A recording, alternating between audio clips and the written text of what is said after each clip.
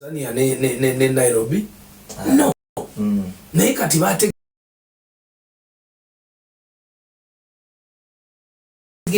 bwe twogera nti bus corridor kati gundi yagitegedde ani Sean Bukenya yagiwuliddemu bwe twogera nti ennyonyi bagitegedde oba okitegeera ba tiktokers bangi tebalinyangako ku nnyonyi ba tiktokers bangi tebatambulangako ku ttaka namawulire wange omu eyagenda okugenda ku ttaka nadda by air namubuuza nawe ogenda ku ttaka nagamba nze preferring ogenda ku ttaka I need to see but I'll come back by air nengamba wow because abantu tebamanyi na sceneries za nsi abantu tebamanyi na East Africa bwefaanana bw'oyogera ku Rift Valley akikwata nga kigambo tamanyi na mugaso gwa Rift Valley tamanyi na gye basimba tea tamanyi ogamba bwe tuba tudiscussing ebintu bino politically oba socially ffe tukozesa amagezi ago gonna nti oyogera ku Kenya omanyi nti kati oyogera ku Eastern oyogera ku mazzi oba Western oyogera ku tea chai gwe basimba oba Rift Valley oba ki kakati abantu abo babeera bwe bati batambula bwe bati no abantu balowooza tulowoleza at the same understanding but then bwofuna opportunity to move around using a job eno simu ababaana simu eno na data simu data ng'omulimu gutambula.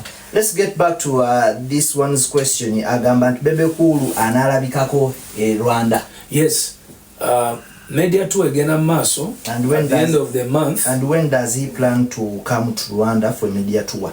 The media tour is going ahead. At the end of the month, we are heading to London, to the UK, for 10 days. And then from London, we will head to Kigali, Rwanda, for media tour. And then from Rwanda, we head to Nigeria and Ghana. And then we finalize with South Africa. Okay, I think your question has been answered. Still talking about the album, naliyetaze okumanya album eno buli omu agiwaddeko opinion ye. But you as Bebe Cool, ebintu oyogedde bingi about what you intend to achieve mweno album. Singa album tekola kyobadde osuubira, what is next? Are you planning to retire singa tekola kyobadde osuubira? Maybe to help the people understand more about this album. We are not here for Break the Chains album. We are here for a full project. A project that might include 3 albums. Okay. Yeah. So project okugwa tukimanyi tujja kuba tukoze albums 3. So far we have 2 videos of the album. Are you planning to drop any video? Yes, of course. To call all the 16 videos along the way. The album also promoting for over 1.5 to 2 years as we prepare the second album, which will come to follow up. Album is soca when you break the chains. Efuna resistance, efuna criticism. Because baba tebabitegeera. Kati olina okumanyiza abantu kuba tukyusa tugezako okukyusa abantu what music they should gwe balina okutwala naffe tujoininge ensi yonna banaye tuleme kusigalayo sivumye kadongo kamu ne mutuyambe tuleme kusigala eyo tutambule n'ekitambula kubanga amazima amatuufu gali nti naffe twagala kuba ku maapu ey'ensi yonna so si ku maapu ya Uganda. Yensi yonna. Uganda teyina kuba ku map ya Uganda. Naye ina kuba ku map ya yensi yonna. Someone was advising Joshua Baraka asooka dde waka agumize waka eri asooka aveeyo. Entegeera yaffe ey'ebintu n'enkola yabyo eya buli muntu eyawukana. Kati omuntu oyo ye focus ye yawaka yawano era temulumwa mutwe ye yatuuka wano nakigambye dda nti oyinza okuzanyisa omuyimbi ng'akoze comment just kyoba totegedde ye ekinene kye kyali kye ekirooto kye kyali ki kyonna kyetooloolera ku kirooto kati oli kirooto kye kyawaka ye amwagala waka naye Joshua obwongo bwe bwansi yonna kati toyinza kugamba muntu alina bwongo obunene akozeseeko katono. What's your comment about Joshua's performance yakoze ku Afro Nation? Massive, very beautiful. The question is, mwe mubeeraawo bw'oba togenzeeyo ani ali kwogeddeko? Ye bw'oba togenzeeyo ani yabadde ku Afro Nation yali mutegedde? Kati nze saagenze ezange Break the Chain yabaddeyo? Ye yagenze. Oluyimba lwe terwayimbiddwa, tebalubayigiriza, tebaluwulidde, tebalu streaming, zeeyongera numbers. Kati entegera yaffe is always kwerwanyisa kyekizibu era nabalabye nti simanyi byayimbye nga tewali bantu kale nentulangana naye entegera y'abavubuka bano naye nze nkimanyi nti oluusi bambi ensaalwa yereeta ennyo ate nze nkikubawo nze sikweka kubanga gwe omuntu olaba otya munno ng'ali ku show ate n'okyogerako negative. Mbadde ngamba show is there to show out your works. Ayimiridde ku stage asaayo show ye tekoma kubali abaliwo bokka ne baba batono naye eri live ku TVs ku internet yonna ku YouTube yonna abantu bali waka balaba. It causes a lot of discussion. Not discussion, he's selling his music to so many different people. Waliyo she kyakolebwa nga teyise ku YouTube kukinga tebabitaddeyo. And in the first place oyayogera yaddayogerera negative. Lwaki yaddayogera kuba yamulabyeko. Singa yamulabyeko yaliyogera.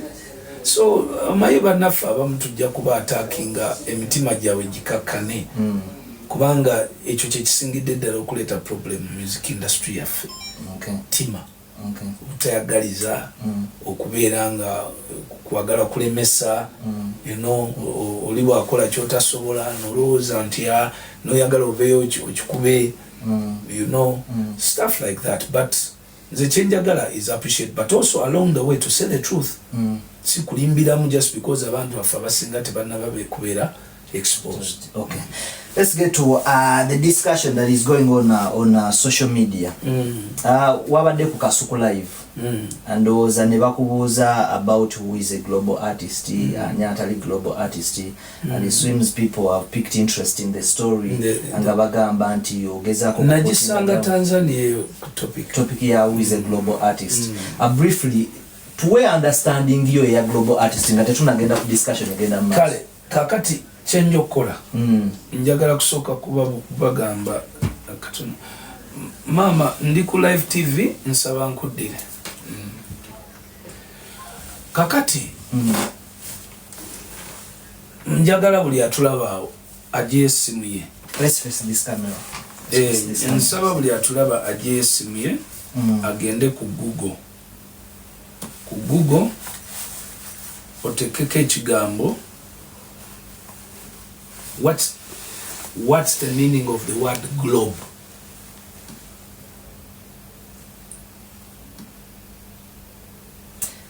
Hope we guys we're doing that.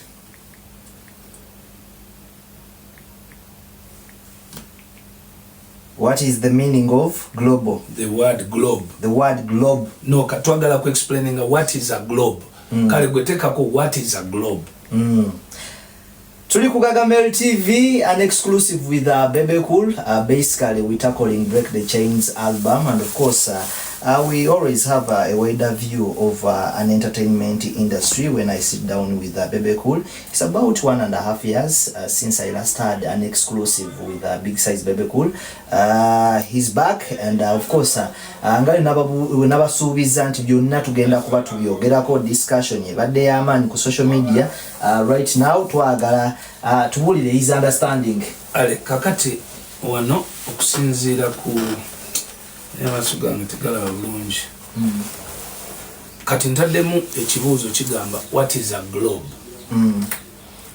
I think my producer you can zoom that. The answer hiyo okubanga bakiraba. Now ali ku simu ina internet you can search it out.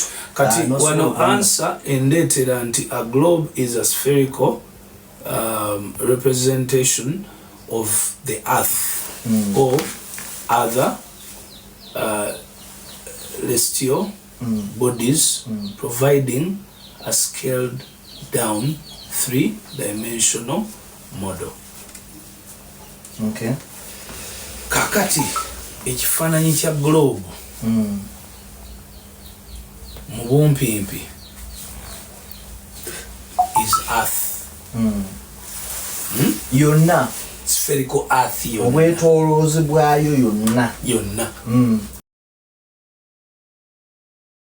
yonna kati earth eriko ki continents ez'enjawulo.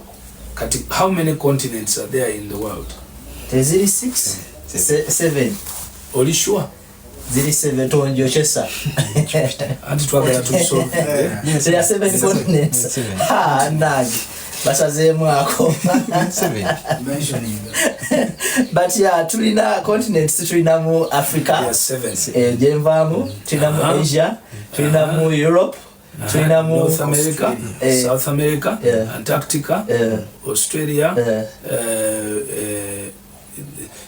kansomemu order abantu baziwulire bazitegede bulungi ya there Asia, Africa, North America, South America, Antarctica, Europe and Australia. Those are 7 continents and those make up the globe. So what is your question? Question yebadde, who is a global artist according to your understanding? So can anyone now, is there anyone who wouldn't know who a global artist is after I have given you the meaning of the word globe or global? Oba tukizeyo mu Luganda. Global artist ye artist akubye continents musanvu. Zonna naziza wali. Amanyikiddwa ne bwaba tannatuukayo naye nga amanyikiddwa continents meka? Musanvu. Bw'anaabaayo omuntu nga alinayo explanation endala sikinaako obuzibu naye mu ntegeera yange a globe has 7 continents and we have artists who have hit 7 continents. Yes. Burna Boy is hitting 7 continents and he's performing on 7 continents. Michael Jackson performed 7 continents and hit 7 continents. UB40 performed 7 continents and hit 7 continents. I don't want us to misguide ourselves. There are people who are on the road to global. Because beyond Africa, they have gone Europe, and they have also gone some Asia, some South America, or North America. Actually, North America most easy, not easy South America. South America is a bit tricky, but I would love to see those performances in the Antarctica. I would love to see those performances in Asia. You know, okay, and also someone will come to you with excuses of, oh, my music is being listened to in Asia. We know Boots. Boots knows Ozimani. Where we pay certain companies to put for you views and streams from those different countries. We know these things.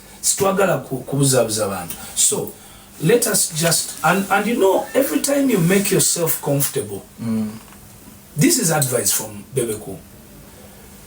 Every time an artist makes himself comfortable by saying, I'm there, Natuka, that's why they are going down and they are left with one thing, to keep convincing others that they are there, rather than their music to speak that they are there.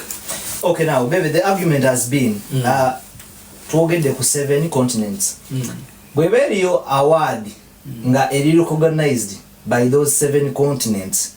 Nga Diamond Platinum ajina, Kenza ajina, Bebekulu ajina, Chameleone ajina. Doesn't that make that person a global artist?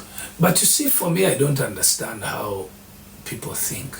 An award is decided based on charts in America. How does a top Chinese person who is earning more than any American artist? How does a top Indian artist who is earning, have you ever seen any Indian top artist being given an award in the US? It is rare. Do you know the number of people in India? The population? I think it is about 80 million. 80 million. About 80 million is very little. That's Russia. I need you to ask yourself these questions. Okay? Asia, which is the most populated continent? Asia.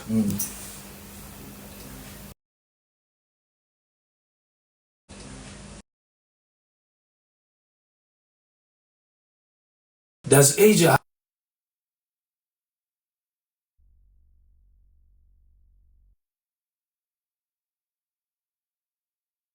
so whatever, but they're Asian artists. If Asia has about 1 billion people, they are people in Asia, artists, who are being followed by about 800 million people. Yes. From Asia. And they have been big stars and celebrities in Asia. But when they come to Africa, you don't know them. You, even yourself now, you're in showbiz. Have you ever heard of any Asian artist? Just because do you know that the trend of the artists in Africa today is to look for Asian artists to collaborate with them because the biggest numbers are now in Asia? I saw even Tyler was chasing for collaboration from that side. Exactly. So you must understand these dynamics, and let's explain for the good of our industry, not for the fact of so let's say we have, incoming global artists. Okay, so that we give credit to those who have already achieved global status. It has been opened. Bebe Cool is trying to belittle fellow artists. The thing is very simple. If you can answer those questions, then you have the right answer. The questions are simple. What is a globe? And then you go do your research. I leave the discussion with you guys. I'm still looking for. I'm still going to read your questions. And Zinabe is dropping awano. So we'll not tuweeleza ku 0702 954776. That's the WhatsApp 0702 954776. Osobola okuweereza any question on that number concerning music ne albums at large. Basically, twagala nyo insights about. There was something I also want to remind you. Do you know what it has taken an African artist to be awarded on the main stage of MTV or BET? No. How many have you seen picking awards? African artists? Just a few. And these are the questions I want you to ask yourself. Okay? I want you to look for the artists who have ever stepped up on stage where Beyonce steps to pick an award. That's the homework I've left you with. That's a discussion we shall have. I still have questions here, Bebe Cool. Waliwo ekifaananyi kye twalabye ekisatulatinga ku social media Bebe Cool ng'alimu ye ne mutabanyi we Alpha Thierry Sali n'abazungu ababiri. Bebe Cool omwana yamutunze mu timu y'omupiira. Sina mtunda naye lwakwanja Uganda batya abazungu. Uganda balaba ku muzungu. Era akabazungu akakuloopirize n'akateeka mu bundi bw'ate abazungu ababiri. Uganda, our fellow Africans, to trusting, to believing. Lokera okula omuzungu, mula omuzungu logera wali bwe kitambula. Balabye omuzungu babuzera ayogeddeko n'agamba. Are you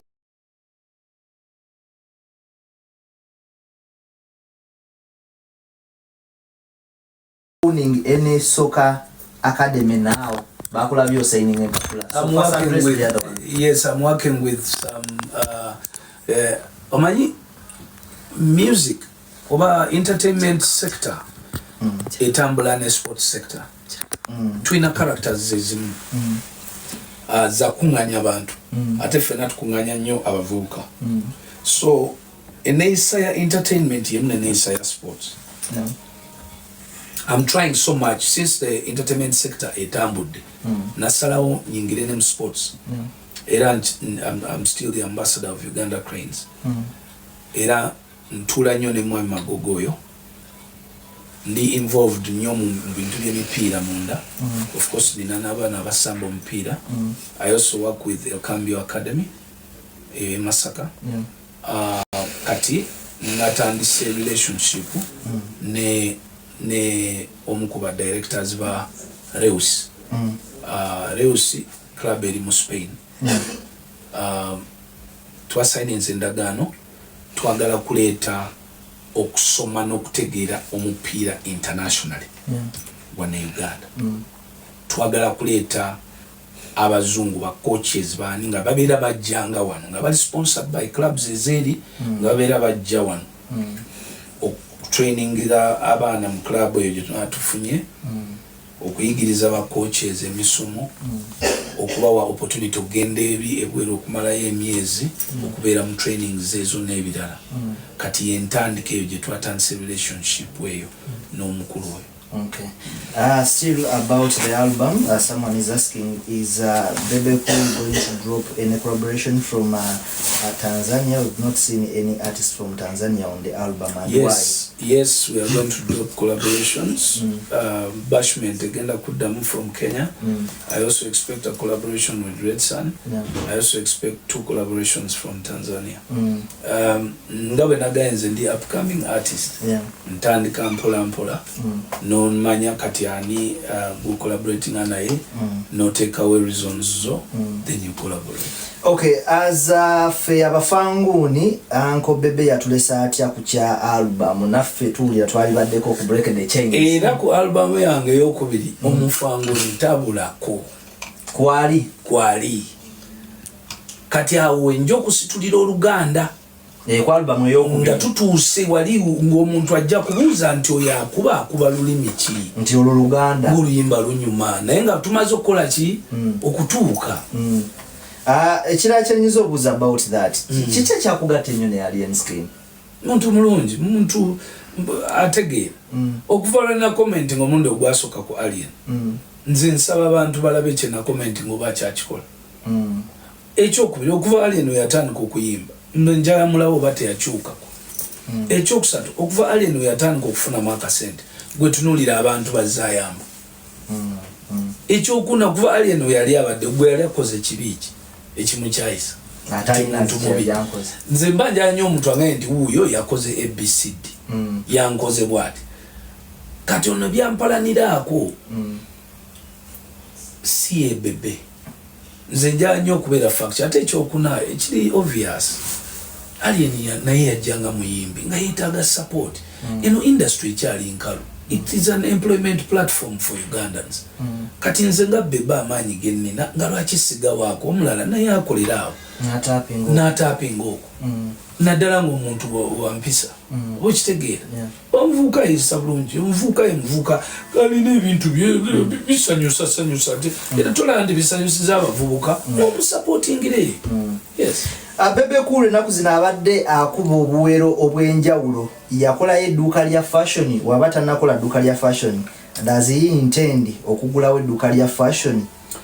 Asigenda kugulawo edduuka lya fashion because nina abantu benkola nabo. Kati nina omu ku bavubuka bange yalina edduuka era yanyamba designer. Era very soon tujja kumubwanjulira. Sagala akyali ku tests ze kati so far ate yakakola bulungi because when tunuulira the last 1 month okuva lwe twava ku Break the Chains release album paka kati so far 95% ali perfect. So ajja kukolayo emyezi gye 6 bwe tunaamala okulaba nti kyekyo ng'ategedde what a celebrity must be and then we open him up. But alina edduuka ali era ebintu byonna bireete byange special based on what we order. Yes, kati nga bwolaba ne Kleber aye aprintinga. Tukagaba buli muntu agenda abantu benkola na buli muntu identifying ekintu kyasobola okukola. I want to support them in that. Saagala kuba mulungi omu.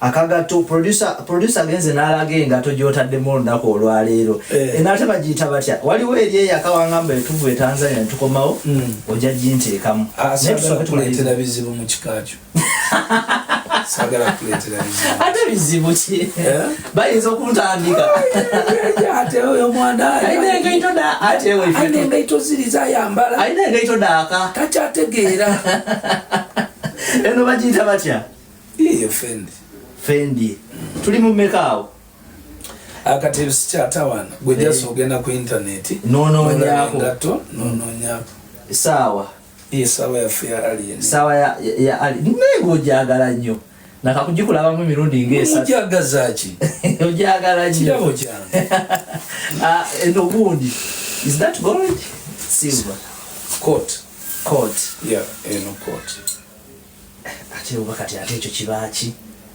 bayiwako gold kungulu naye ate era sibi ebinenge ebyamu kale discussion byo biba bya kara kati ekitu line gy'okitwalamu watusereete eddakiika 10 kati gy'okoma okuba mu kamera twongeramu eddakiika era akamutanti wange njalookole ku ekyo akubye presenter eza kuba presenter wano okyadde wange ate nze nkufuddeko okyadde wange ate oyagala okuwupira ekijjakola. Ladies and gentlemen, ndowooza ekirala kyenyinza okukoonako nga tusibula Bebe Cool ogenda tuwa ka brief gundi ku album expectations abantu ze babasuubira then ekirala kyenjagala briefly okooneko nga tugenda mu elections bubaka kiboyinza okuwa abavubuka abato obululu buno manyi sometimes abavubuka abamu bawabwa ne bakolera mu ensobi. Obubaka kwekyo buli nti just mubeere bakakamu akaluka kuli mu ngalo kubotwala ngalo biveeko ogende mu bibyo. Waliwo ebintu byotasobola controllinga beyond tosobola controllinga munno kumugamba kiki abaakola kubanga naye alina right ye. Ekyokubiri nkuma obulamu bwammwe bino byakaseera myezi genda kuba 3 egyo bwe giggwa tuddeyo tudde mu mirimu gyaffe kubanga era ensi esigala ekola ki egenda mu maaso tokkiriza kujja focus yo ku mirimu n'ogizza ku kalulu bali nabo banoonya office kufuna musaala nawe sigala nga omusaala gwo guki naddala abavubuka abato temukola bintu biri risky boda zivuga bubi swaga kufiirwa abantu baffe mu bintu bino bintu byakaseera. Then about break the chain expectations, of course, I'm still advocating mulizenyo album ya Break the Chain. Mongero jiuliza bingi nnyo by'okuyigamu. Bingi kwetowuliza Bebe gw'oliza music. Uliza music oyo ali ku album ya Break the Chain. Ogenda kuyigamu ebintu bingi. Ojja kutegeera ensi gy'eri mu kudda. Ate gy'okoma okutegeera ensi gy'edda naawe ojja kufuna ideas.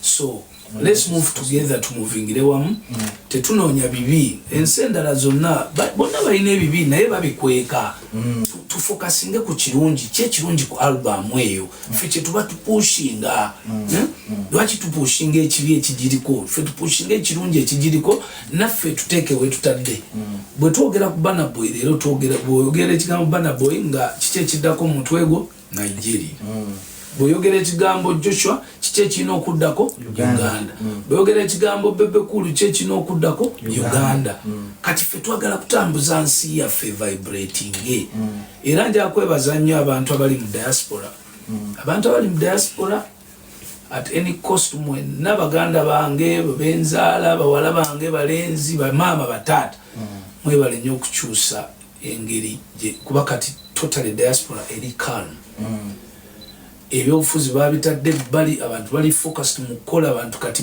bongedde focus yaabwe ku kyogamba nti bakole sente zaabwe badde Uganda kabakole kati katuuzayo kintu kimu kati kwekwatira wamu mu diaspora okwekwatira wamu kitegeeza okweyamba kwatubadde tukyalinamu just ekizibu ekyo ekyokubanga abantu beerimirira bakyerimirira mukyali mu empulunguse naye kati okusinziira ku muliro nga bwe gwali kati gwakira ddala kati ne focus y'abantu balaba bazzeeyo kwefocusingako kiki ekyandeeta Sweden kiki ekyandeeta mu America kiki ddala ekyandeeta naine ebizibu byava ku kino naye sina ssente muki musawo bino byenkola ddala binteeka ssente mu nsawo oba binyongera pressure riski oba okitegeera then ekyokubiri bula Munnayuganda muno ng'ayitawo banaye mwe-supporting tubegayiridde twe-supporting tukopere ddala bali abasajja nze ne bwe nayimba music eyenkana ati obulungi nga sina support yamu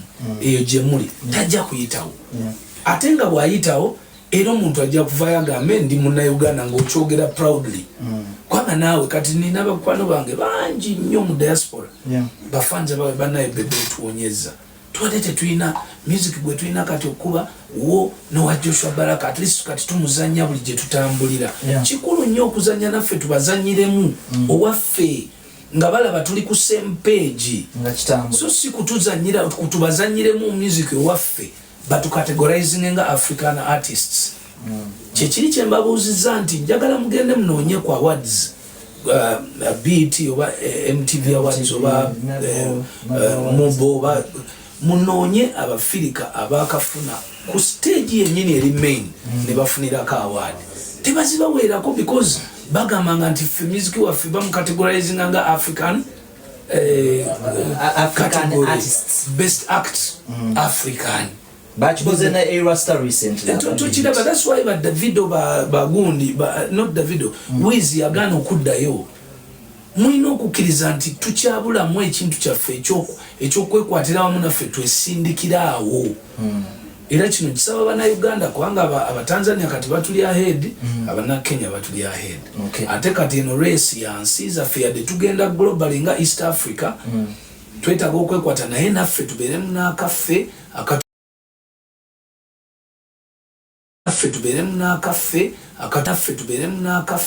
akatuyamba nga Bannayuganda ku concert Bannayuganda babuuza Bebe Cool adamu gyotuwa ku concert kati ndi very sure nti nja kukola concert next year era tujja kuba mu mwezi gw'Ogwokuna oba Ogwokutaano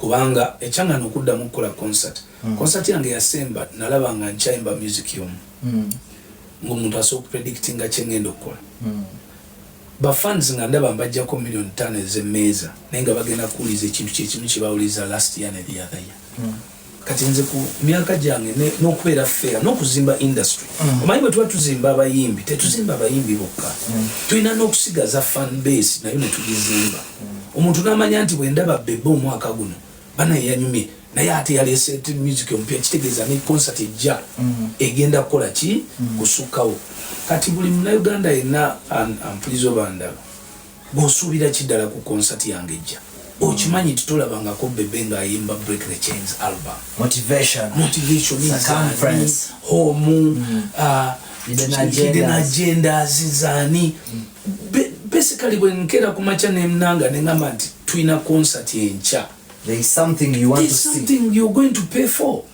so tubadde nga of late mubadde muli mu bivulu byonna muvayo ne mugamba bisaze lwaki bisaze abantu bali mu bagamba titoyina kipya kyotugamba kyekibifloping sa byonna kati that is the only reason flop njerere era mbawoninga mwenna ababyetanta ebivulu abayimbi mbegayiridde muddeyo mu studio mukole content asobola okusasulirwa abantu ku concerts muleke kufuula abantu kutononera mwe musinze n'otwononera mu abafloping kwanga gwe bwomu bwofloping abatandika okulooza nti fenna abayimbi baflopinga oba okitegeera kumbe ku buyimba bw'ataano bw'olina ogasseeko kamu akapya abantu basasulira 6 hours bajja ssaawa emu sheggwa 6 okumuva ssaawa emu paka ssaawa 5:45 olinya stage naye oyimba ebikadde byewayimba emyaka 5 emabega.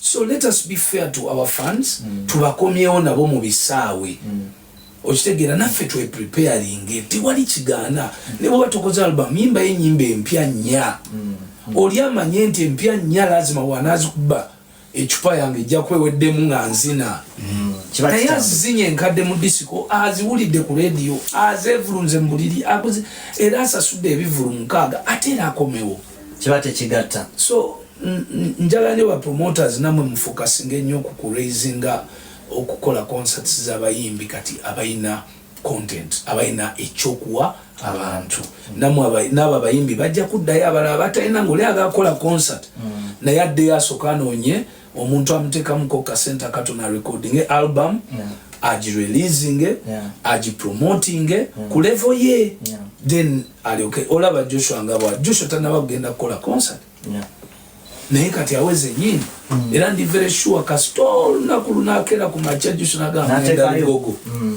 it will pack.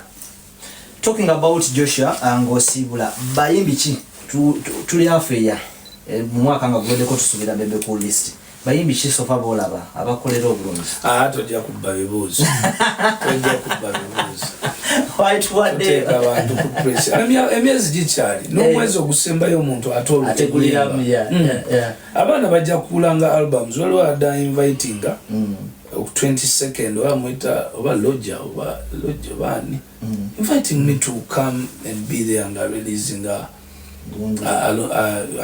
album release. Yes, I just got that message today. So I'm seeing that happening. So in 3 years time all our artists will have new music by albums. Okay, thank you so much, Mr. Big Size Bebe Cool. I want to send a big shout out to our team abantu betukoze nabo lunaku olwaleero. Mr. Davis ogamba otya webale nnyo ku kamera. Famba Saidi Zeri kansubire nti ekintu kitambudde bulungi. Bashir ku bifaananyi awo. Trevor musajja waffe okuva mu Ndawus family ebintu bya graphics abikwasaganya bulungi. Klebason Where UG nange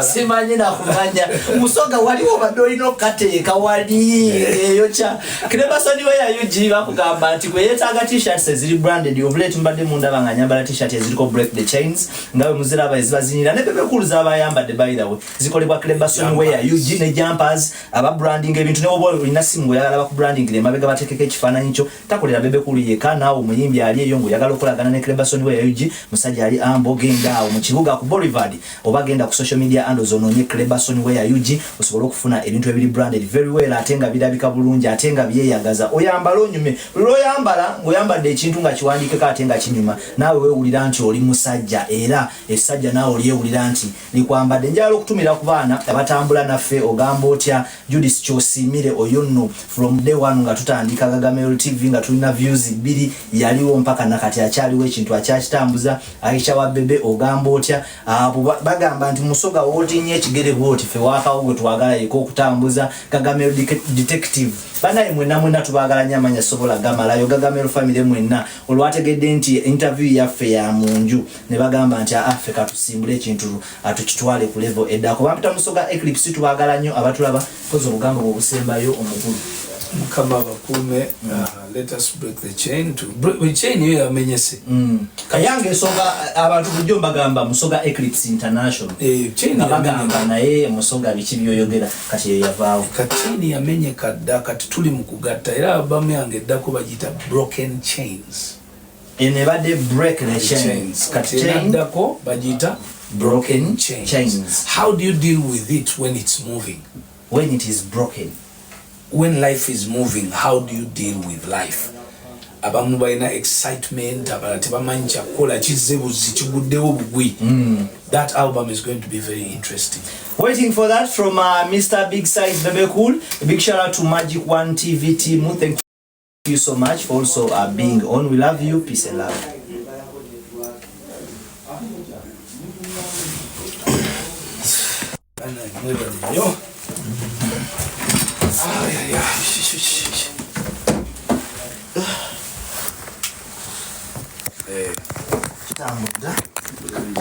Come